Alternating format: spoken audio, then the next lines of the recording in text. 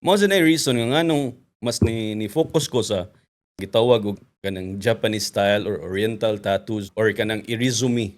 Gitawag Irizumi yeah, tawagan gitawag niya. og irizumi tattoo. Kay before, actually kung makakita ka sa akong mga awards diya, ang akong mga awards diya before kay more on portrait realism, nga colored, inana ba? Layo ra kay sa akong style karon. Okay, sa una mong good kay syempre hilig pa ko mo compete. Murag naa gani siya wow factor ang portraits.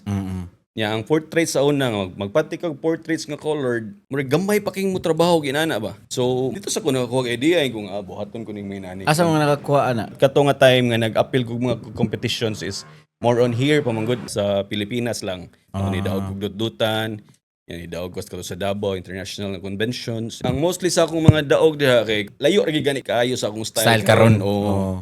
Yeah, lately na lang na nga ka na work after 10 years man siguro na ako nagtattoo.